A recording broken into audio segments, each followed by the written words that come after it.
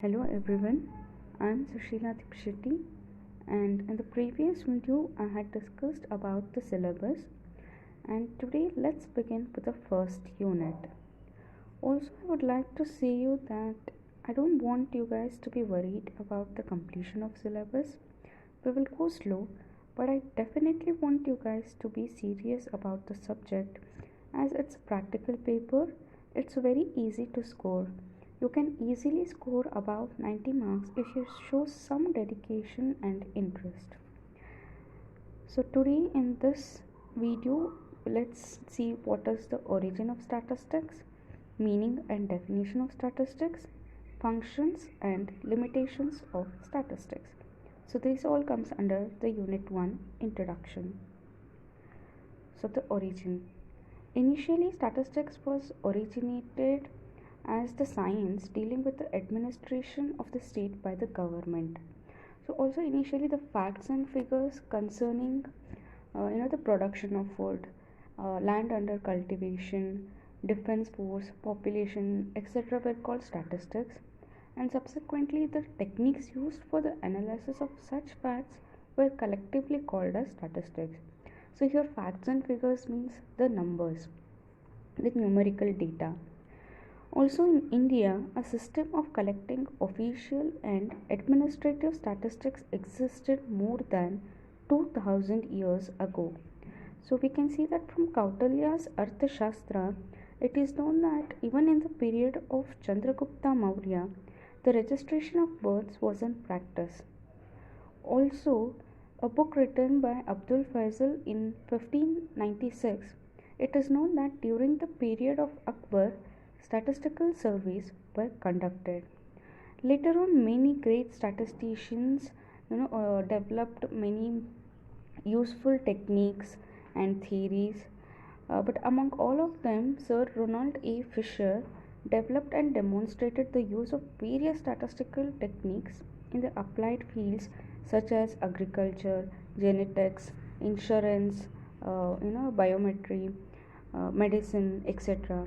So, rightly, Sir Ronald A. Fisher is called the father of modern statistics. Prashant Chandra Malnobis has been considered the father of modern statistics in India. So, even P.C. Malnobis has been dedicated a lot in the field of statistics. He's best known for his Malnobis distance. So, rightly, he is called as the father of modern statistics in India. So this is just a brief introduction about the origin and growth of statistics.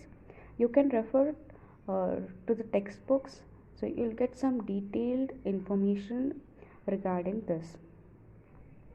So now, what is statistics? So statistics is used in two sense. One is in the plural form and the other in the singular form. So in plural form, it stands for the numerical facts pertaining to set of objects, a situation or a phenomena.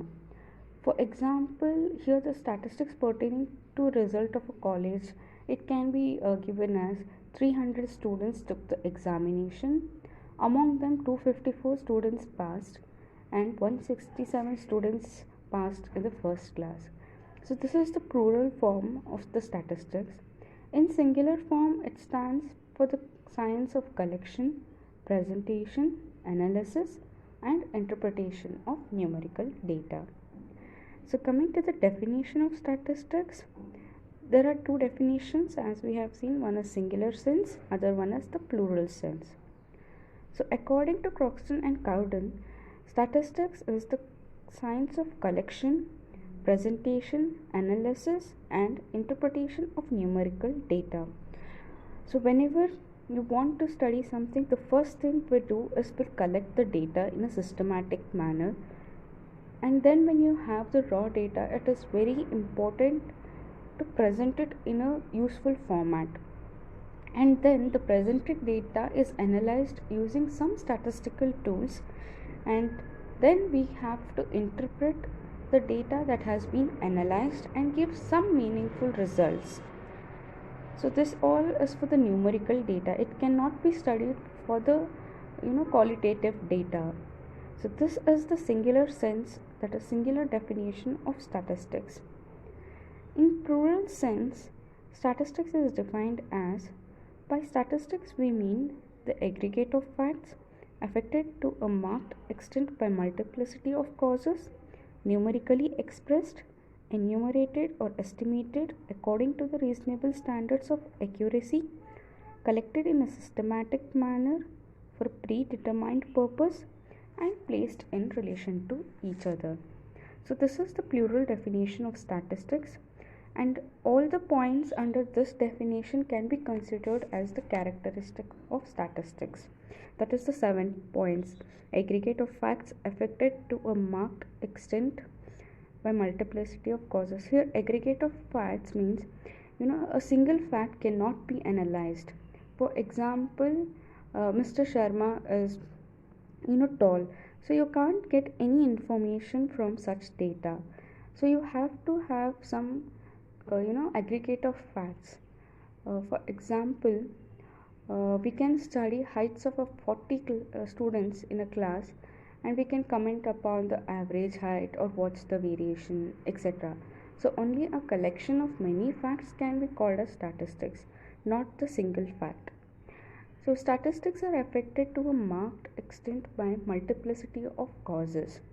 So I can give you an example. If you're interested to know the yield of a crop, it might be any crop.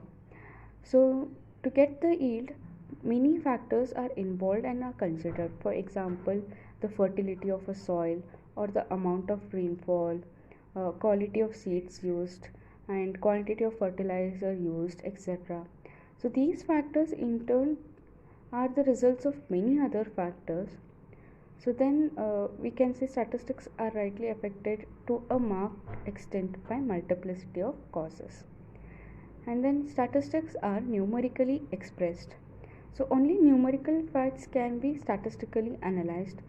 Therefore, such as facts such as prices decreases with increasing production cannot be called statistics. There has to be some numbers involved in that, in that study. Statistics are enumerated or estimated according to the reasonable standards of accuracy. So the fact should be enumerated, that is collected from the field, or it can be estimated. Estimated means you can compute the values with a required degree of accuracy. The degree of accuracy differs from the purpose to purpose. In measuring the length of screws, an accuracy up to millimeter may be required, whereas by measuring the heights of a student in a class, accuracy up to centimeter is enough. So degree of accuracy varies from what you are interested in studying. Statistics are collected in a systematic manner. So the facts should be collected according to planned and scientific methods, otherwise they are likely to be wrong and misleading. And the next characteristic is statistics are collected for a predetermined purpose. So there must be a definite purpose for collecting the facts, otherwise the facts become useless and hence they cannot be called statistics. So the last characteristic is statistics are placed in relation to each other. So the facts must be placed in such a way that a comparative and an analytical study becomes possible.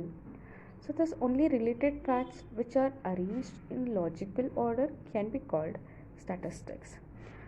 So whenever in examination they may ask the question like define statistics or define business statistics, you can write the singular sense definition, that would be enough. Or else even they might mention what is the singular sense of statistics. So the plural sense they have not asked in many of the question papers, but this is just for the reference, and the characteristics are also involved in this definition. Let's move to the function of statistics. The important functions of statistics are: it simplifies the complexity of the data. So complex numerical data are simplified by the application of statistical methods. For instance, complex data regarding varying costs and prices of commodities of daily use can be reduced to the form of cost of living index number, which can be understood easily. So the next function is it reduces the bulk of the data.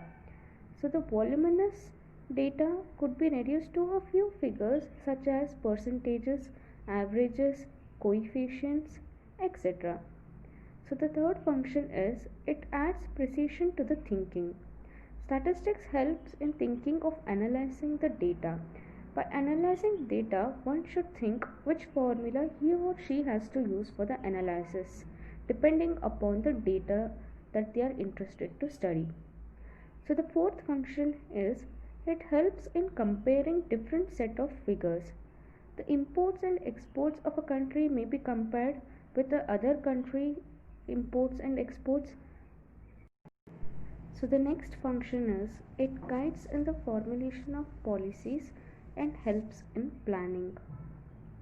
Planning and policy making is done by the government based on statistics of production, demand, etc. So the next function is it indicates the trends and tendencies. Based on the available information, forecasting is done in marketing, population, growth, etc. So the last function is it helps in studying the relationship between the sets of data. Statistical methods may be used for studying the relation between production of the price and commodities. So these are the functions of statistics. Limitation of statistics are statistics does not deal with qualitative data, it deals only with the quantitative data. That is, only numerical data can be analyzed, whereas the quantitative data cannot be statistically analyzed. The second limitation is statistics does not deal with the individual fact. So we had seen in the characteristic of statistics that statistics is an aggregate of facts. That is, single facts cannot be statistically analyzed.